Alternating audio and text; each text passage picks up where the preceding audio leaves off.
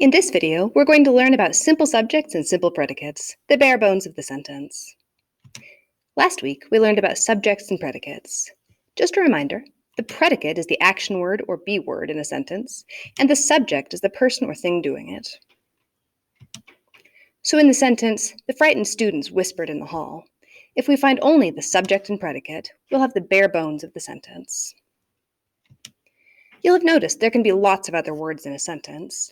If I write, my little sister's furry cat is sleeping on my favorite sweater, there's a lot more here than something doing something. So let's ask ourselves the same question as last time. What's happening here? Can you find a verb? We have the word sleeping. We also have is, a be verb, so we need both of those. We have our predicate, is sleeping. Now the important question. Who or what is sleeping? Is it my sister? My sister isn't sleeping. She might not be here at all. Cat is what's sleeping. So if we cross out everything else, we have cat is sleeping. This looks a lot like our subjects and predicates from last week.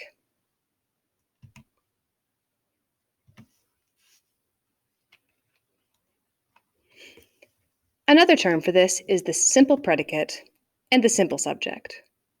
It means only the verb and only the thing doing it, with no extra description at all. When we take out all the extras, we're left with the simple things. Let's look at a few more. The confused teacher ate the shiny red apple on the desk. This is a long, weird sentence, but it's not as hard as it looks. There's only one verb. Can you find it?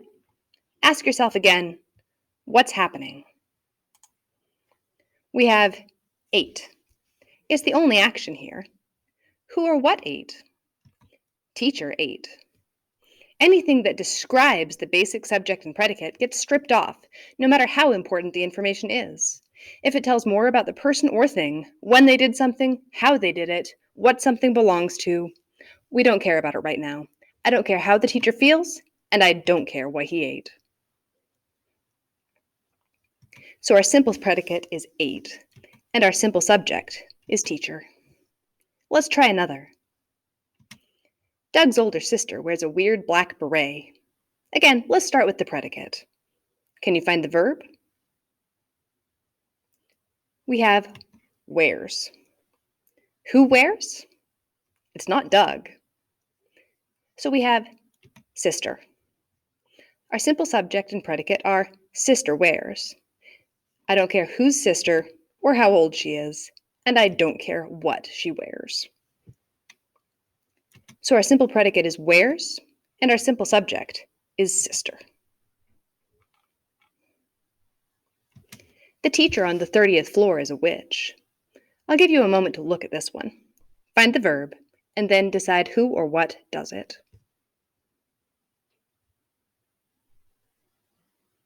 So our predicate is. Who or what is? Is it the floor? Don't tell me the floor is a witch. Our subject will be teacher, so our simple subject and predicate will be teacher is. Those are the bones of our sentence. Anytime we see a phrase that starts with on, in, of, or other things like that, if it's just describing something else. It can't ever be the subject or the predicate. You can see that here. The floor isn't a witch, so it would be ridiculous to say it's the subject. After we remove the extra parts, we have teacher is left for our simple subject and simple predicate.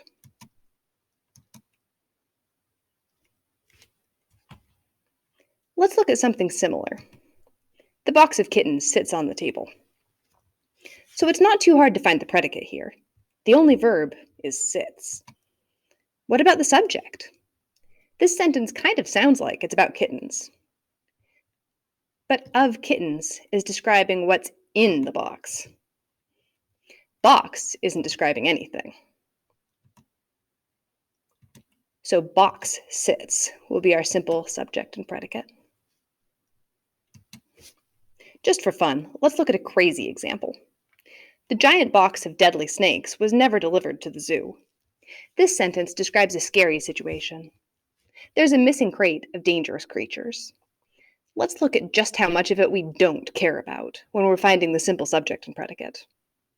First, let's find the verb. I see delivered. We also have a be verb, was. So our simple predicate is was delivered. I know, the word never appears in this sentence. We have something that wasn't delivered. But never is an adverb. It describes whether something happened. So we need to take it out, along with to the zoo, which just describes where the delivery should have happened. Now, what was not delivered? I see a giant box of deadly snakes. Giant describes the box, and the is never very important, so we'll get rid of those. Now we have box of deadly snakes. Now this is important. Just like giant was describing the box, so is of deadly snakes. Anytime you see a phrase that starts with of, with, or anything else like that, we have to take it out and find the simple subject. When you're not down to one word, always ask yourself if part of what's left is telling more about something else. In this case, of deadly snakes is telling us what's in the box. To find the simple subject, box, I don't care what's in the box. So our simple subject and predicate will be box was delivered. Why would we care about whether the simple subject is the box or what's in it? Well, often the same verb looks different depending on who or what is doing it. I am, but you are. I dance, you dance, but he dances. Let's think about our boxes of kittens and snakes. If there wasn't a box, we would have the kittens sit on the table. But if the box is what's sitting, we need to make the verb match box. Kittens sit, but the box sits. It's the same with the snakes. If we sent the snakes without a box, we would have the snakes were delivered. But it's a box being delivered, and you wouldn't want to say the box were delivered, no matter what's in it. So we need the box was delivered, even if it's a box of snakes. Finding the simple subject lets you choose the right verb. So to review, the simple subject and simple predicate are basically just the subject and predicate you've been finding if you make sure everything extra is removed.